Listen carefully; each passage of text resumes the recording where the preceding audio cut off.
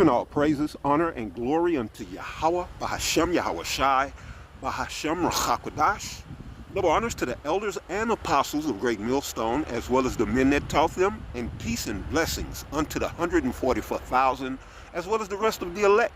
This is Brother Taza Pa here with your daily lunch special, and today we're going to serve up a little remembrance for the Negro woman here in Babylon. All right, just so you know, that's America today. All right, this virgin daughter of Babylon. And I'm asking the question to you Negro women here in Babylon, what happened? All right, what happened? And as the video unfolds, you'll see what I'm talking about. And we're going to kick this lesson off here, the book of Sirach, chapter 12, verse 10. All right, it says, never trust thine enemy, for like as iron rusted, so is his wickedness. All right? And this ain't the Most High talking about a nigga that owe you $50, all right? A nigga that stole something from you, stabbed you in the back, all right? He's not talking about our own people. He's talking about a natural enemy to the children of Israel, a collective enemy, all right? And this enemy is no other than, or none other than Esau, Edom, the so-called white people.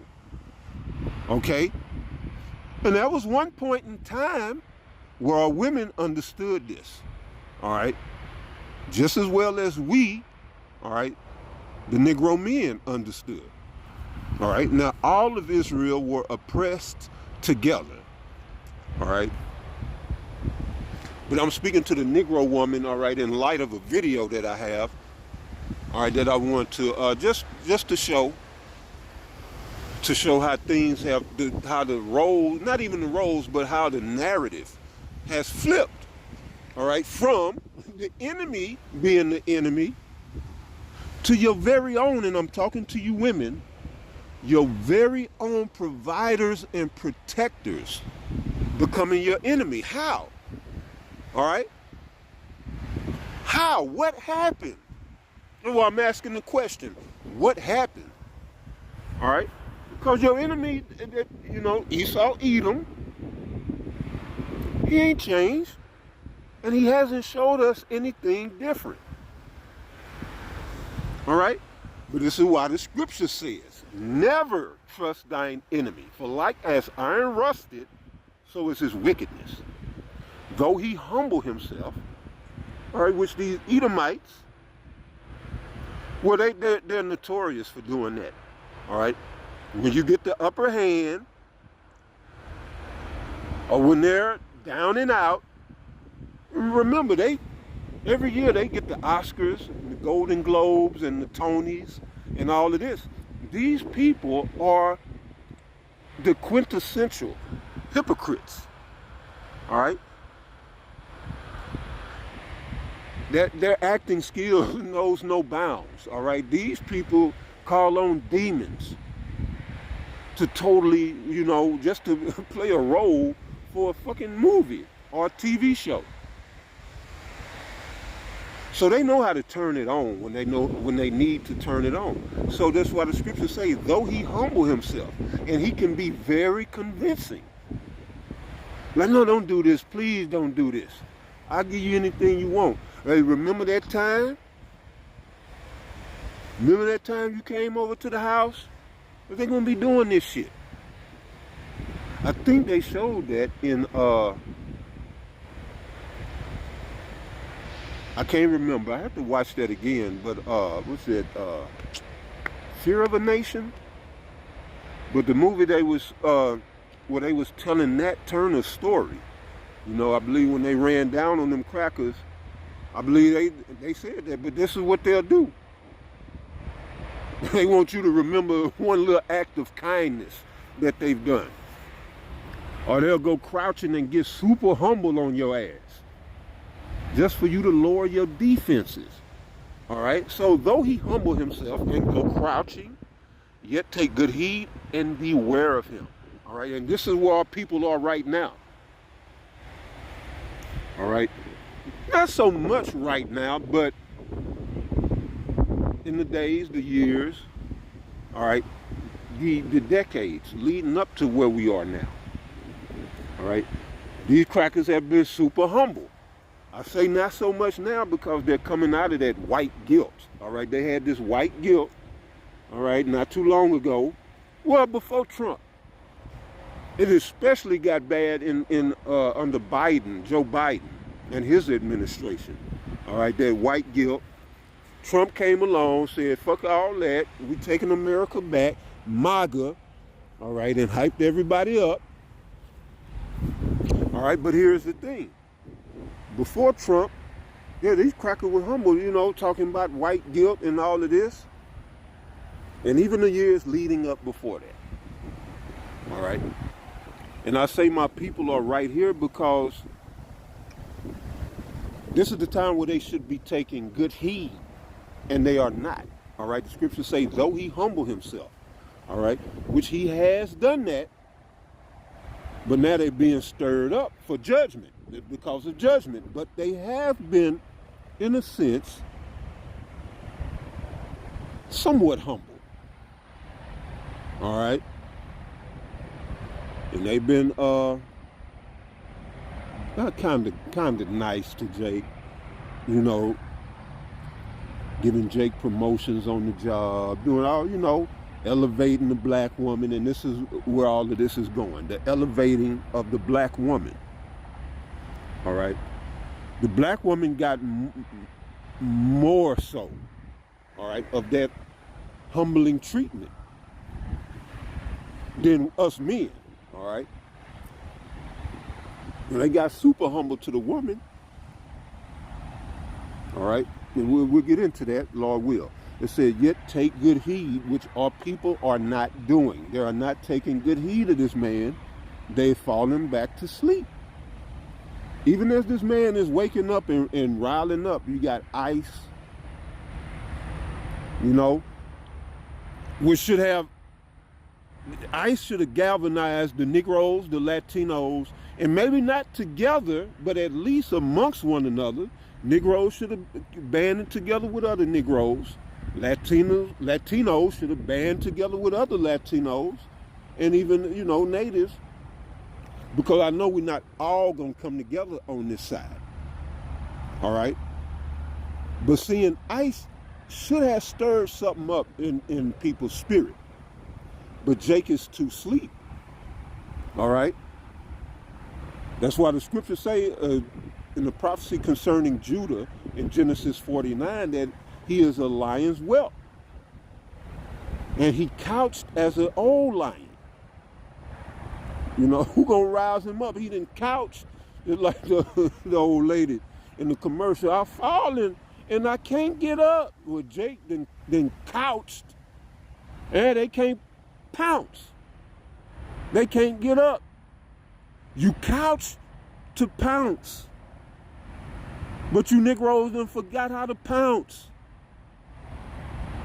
All right? So yet take good heed and beware of him, and though thou shalt be unto him, and thou shalt be unto him as if thou hast wiped a looking glass, and thou shalt know that his rust had not been altogether wiped away. Right, y'all not examining this man. Because if you would examine him, it would be as if you wiped the looking glass and you would see. Yeah, this that same red rusty bastard.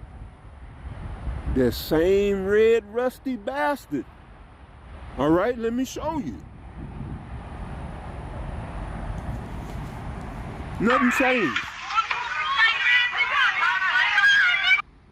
And now they don't give me no video. Ain't that some shit? Let me see if I can get this. All women's. There you go.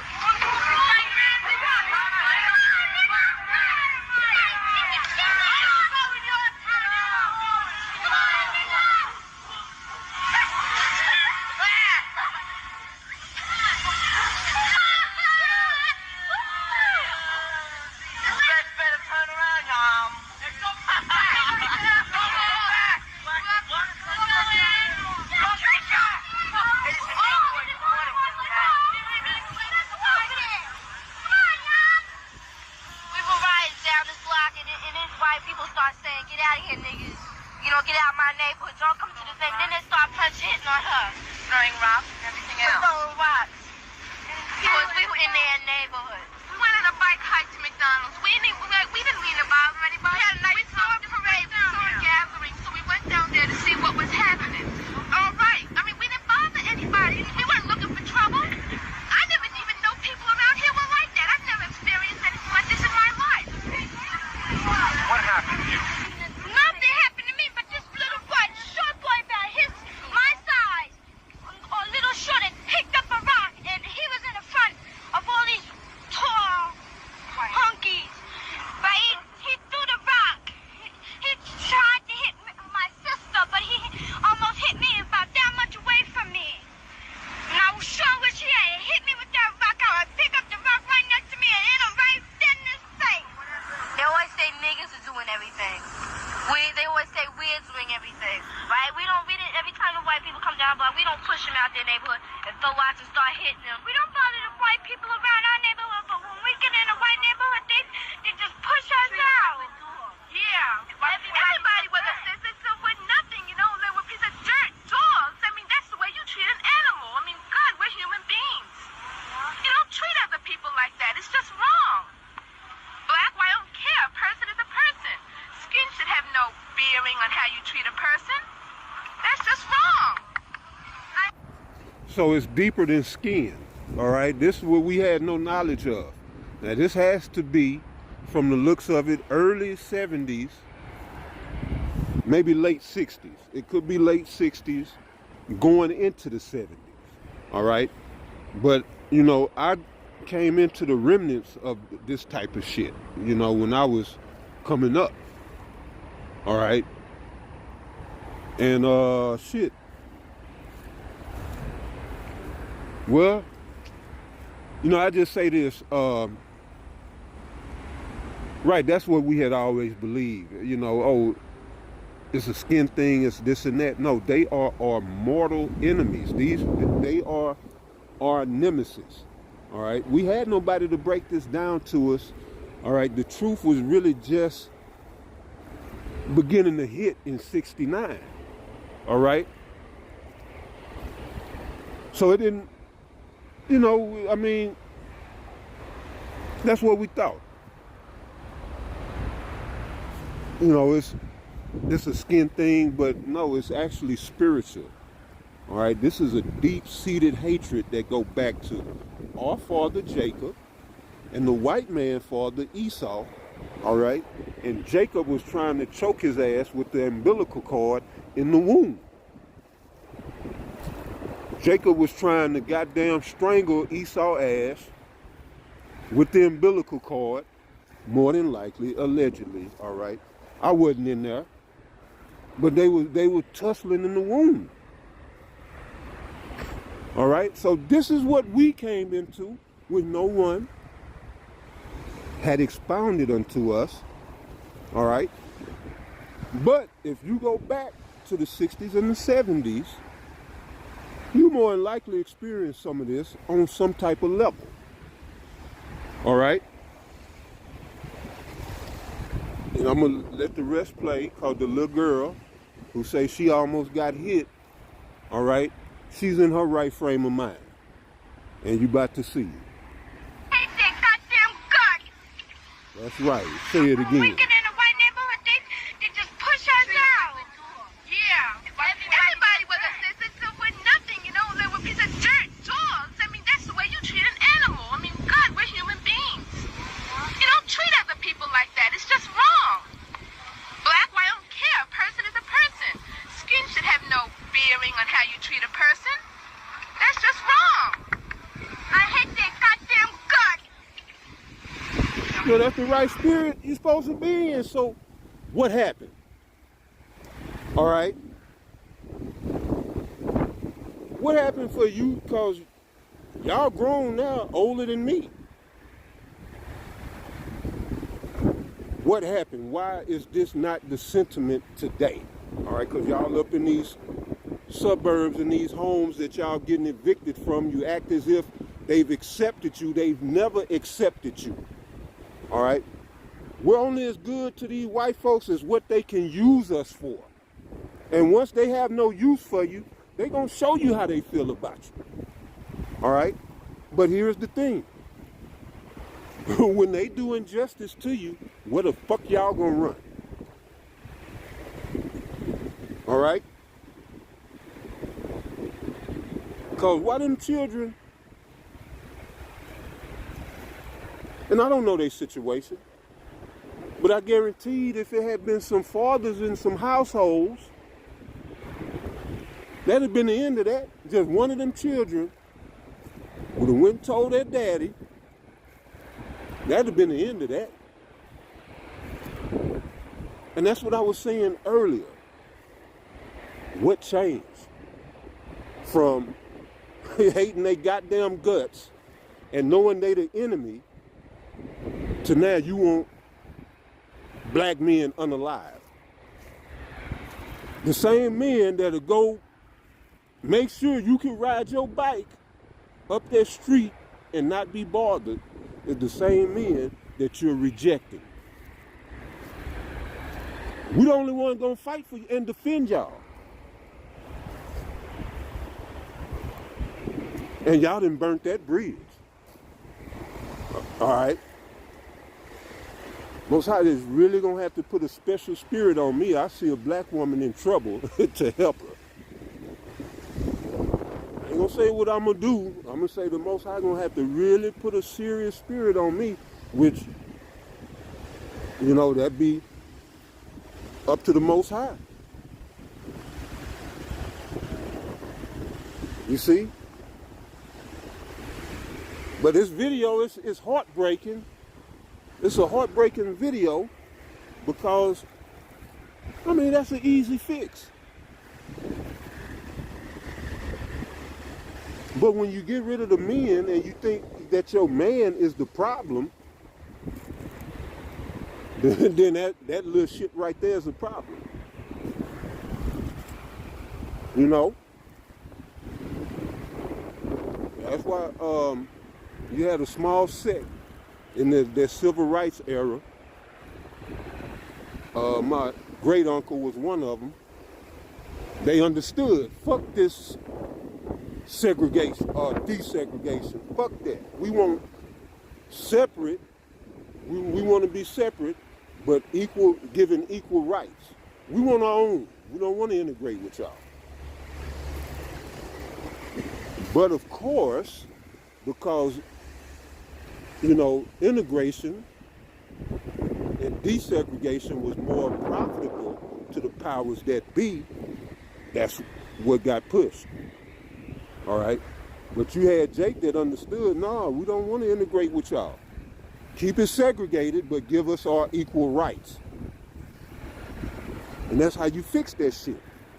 Martin Luther King made this goddamn problem. He didn't make it on his own. He was instrumental, all right? He was key in bringing us into this burning house to where now you women are alienated, or black women. See, I'm talking to you Negro women in America. As I stated at first, the Latinas, they with their men. I see Latino family, I'm all amongst these Issacharites. All I see is mother, father, husband, wife, children, newborns, children. They raising families. Even in the midst of the beginning, not the midst, even in the beginning stages of Jacob's trouble, you know, that proves they of the house of Ephraim. They of that northern kingdom. Issachar is fruitful. Most of the Latin tribes are fruitful, right? Even though that name strictly applied, or, you know, specifically applies to Ephraim, but all the Latin tribes are, you know, fruitful like that. But anyway, I'm gonna let that little girl say that one more time. What do you think? Right? We didn't, every time the white people come down, but we don't push them out their neighborhood and throw rocks and start hitting them. And that's another thing too. We accept them too goddamn easy. Yeah, they can come in our neighborhood, do what the fuck they want. I've seen it too many times. And you go in their neighborhood, you might be unalive. Because what they do, crackers get money, or crackers with money, they move out. They see your black ass come in there with their U-Haul, next day they got a U-Haul. A term, there goes the neighborhood, that's referring to you niggas. But they can come up in your neighborhood and be completely welcome. Might get a party. You know? Don't bother the white people around our neighborhood, but when we get in a white neighborhood, they just push us out. Yeah, everybody was upset. They still with nothing, you know. They were a piece of dirt, dogs. I mean, that's the way you treat an animal. I mean, God, we're human beings. You don't treat other people like that. It's just wrong. Black, white, I don't care. A person is a person. Skin should have no bearing on how you treat a person. That's just wrong. I hate their goddamn guts. I can't say that I hate them. And notice, you can't help but notice, these little girls are well-spoken. We chalk that up to the public education system. Because these girls can't barely form sentences now. But they can twerk up and down this goddamn, wherever, they know how to twerk. You know? But yeah, we are degrading as a people, those without the truth. As a people, we are not evolving, we are devolving. This video is proof. All right? And these just your regular, everyday, you know, children. And they, you know, they're well spoken. And that was the standard for us, to be well dressed. Well, you didn't have to have Gucci, but your little $2 jeans was pressed. Your shirt didn't have no wrinkles. It had a collar on it. And you knew how to talk to people.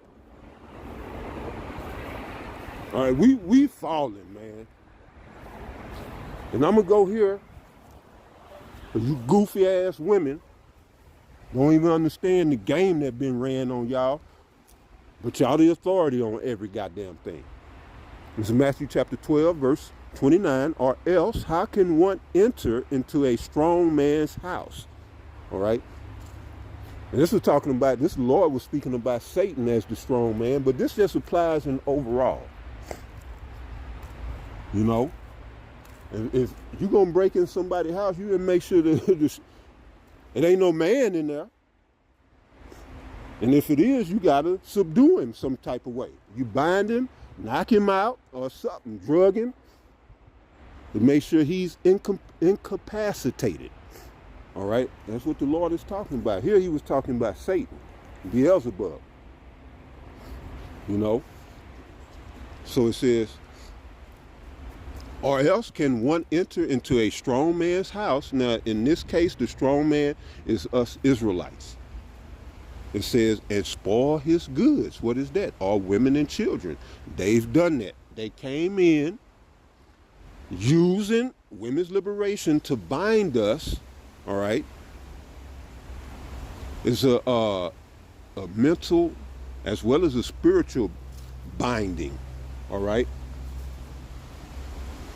So it says, or else, how can one enter into a strong man's house and spoil his goods, except he first bind the strong man, and then he will spoil his house. This is why we don't have families.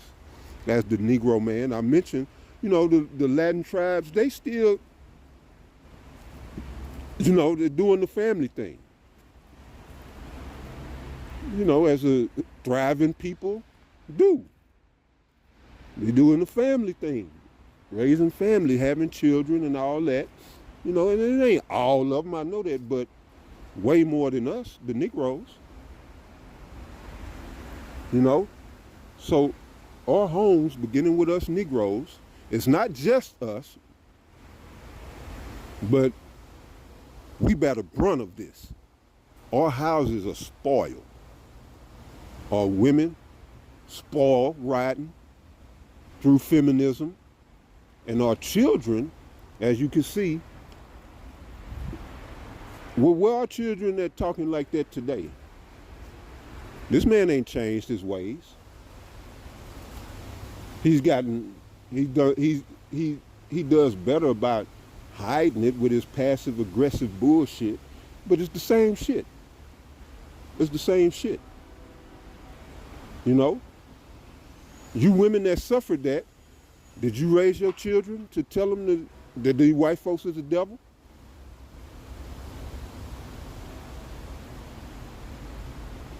Because I don't see that sentiment among our women. If you do, it's very few and way too far in between. All right. I don't know too many black women say, you know, I hate this goddamn white man.